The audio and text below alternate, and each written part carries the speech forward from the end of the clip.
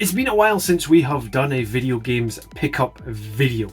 So let's have a look at what has been added to the collection since the last video games pickup video was released.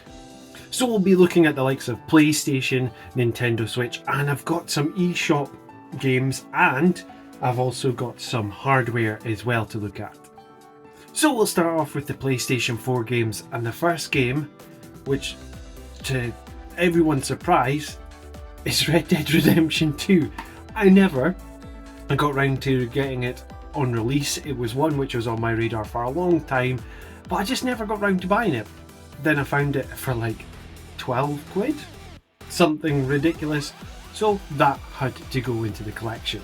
So this next PlayStation 4 game was actually featured in one of my recent videos. If I believe correctly, it was games that I would like to see on the Switch, and this is Sakura Wars for the PlayStation 4, which is a JRPG from Sega. This has high octane action with mechs, if I remember correctly. One of the things which drew me to this game was when I was making the video which included this, I heard the soundtrack and I thought, this is banging. Got this for really cheap, brand new, so dead chuffed to have that in the collection now. So we're moving on to Nintendo Switch games now, and with Nintendo you always think of Mario.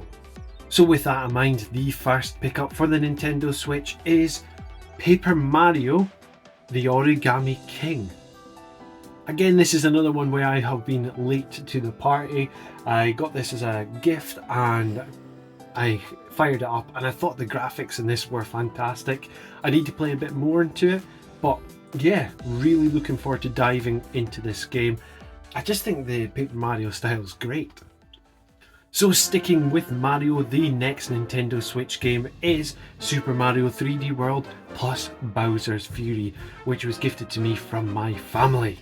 Now I am really looking forward to playing this game, especially the Bowser's Fury part. One of my videos in the past, I featured Super Mario 3D Land, and this is Super Mario 3D World, which was, if I remember, the Wii U version, which is now being ported onto this Nintendo Switch. I really enjoyed Mario 3D Land, so I'd like to think that this, well, from what I've seen online as well, there's lots of changes, there's lots of things which make the gameplay more fun. And the likes of Bowser's Fury I'm really looking forward to as well. Again, what I've seen online, what I've seen on videos, is a lot of people think that this will be the new direction for Mario in a more of an open world space. And hey, more Mario games, the better. So we all know that I am a fan of my JRPGs, and the next game is no exception. So JRPG fans have finally got their wish and have got Persona 5 Royal on Nintendo Switch. And what can I say about Persona 5 Royal? It's Persona 5, it's awesome. I completed Persona 5 when it originally came out on PlayStation 4, and funny story, I decided to trade in my copy when I heard the day before that Persona 5S was going to be the Nintendo Switch port, and Persona 5 Strikers got announced. But a few years later, we have finally got the game on the go. But I hate this residue that Entertainment Exchange puts on the stickers. Ugh! So sticking with JRPGs, one of the best looking games I've played on the Nintendo Switch, and one of my all-time favourite gaming series, and that is Crisis Core Final Fantasy VII Reunion. And I got this as a gift from my family. Crisis Core Final Fantasy VII Reunion, that is a mouthful, is a true, as they call it, a true remaster of the PSP game Crisis Core, which is the prequel to Final Fantasy VII, where you play as Zack Fair. Now everything in this game has been revamped, and I mean everything, from animations to the combat to the music, and I just think this is such a good entry point into the series if you want to get into Final Fantasy. Having Final Fantasy VII on the go is just fantastic. And with seeing this, how this runs on Nintendo Switch, I think this has a strong case to get some sort of port of Final Fantasy VII Remake on to Nintendo Switch. I know that sounds stupid, but this looks fantastic.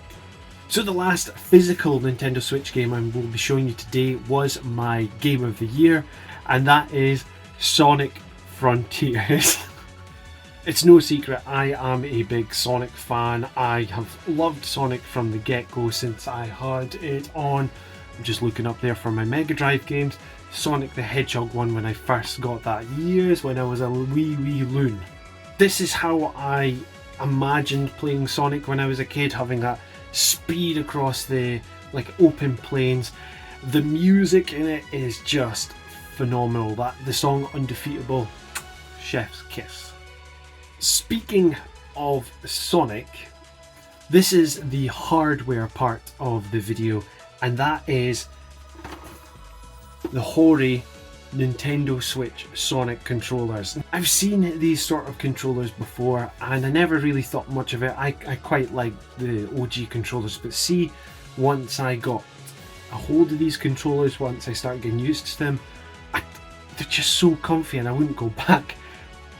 And look, it makes it look like a monster. I am dead chuffed with these controllers.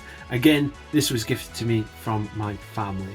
I did mention earlier on that there was some eShop purchases. Now, usually I wouldn't bother putting in digital things, but because I was lucky enough to receive Nintendo eShop vouchers during Christmas period, I was able to pick up 4 games off the Nintendo eShop. So these are the 4 here. Let's see if it'll zoom in. Ignore the light. So the first game out of those 4 was Sonic Origins. Now Sonic Origins is a Sonic the Hedgehog collection which features the likes of Sonic 1, Sonic 2, Sonic CD, Sonic 3 and Sonic and Knuckles all in one package, and it's great to have these on the Nintendo Switch on the go. As you can tell, and I've mentioned before, I am a big Sonic fan, so this was a win for me. Another game I did pick up off the eShop was Lego Worlds. Now Lego Worlds is a sandbox game and a lot of people give it a comparison to Minecraft. Now usually the only type of sandbox games I usually play is the likes of your Roller Coaster Tycoon, Planet Coaster. But I really fancied Lego Worlds from what I'd seen from it, and it was down to a really cheap price. The third game from that list you may have seen is Final Fantasy VIII Remastered. Now I'm a big fan of all Final Fantasy games. Final Fantasy VIII was the second Final Fantasy I did play, and because of that it does have a little special place for me. I do quite like the story, and I know it's nonsensical, but I still enjoy the game pretty much. And the last game on the list today is Chained Echoes. Now Chained Echoes is a indie JRPG which is being hailed by critics as one of the Game of the Years. It is kind of a love letter to your older JRPGs such as Final Fantasy VII and Xenoblade, not Xenoblade Chronicles, Xenogears, that's the one I'm looking for. So yeah, I am really looking forward to this game. But anyway, that was my most recent pickups since the last time we did one of these. Have you had any pickups that you were dead chuffed with or want to let me know about? You know what to do down there. And please help me grow the channel by liking, sharing and subscribing. And just a quick thank you, as we have now got over the 100 subs mark, which is crazy for me to think.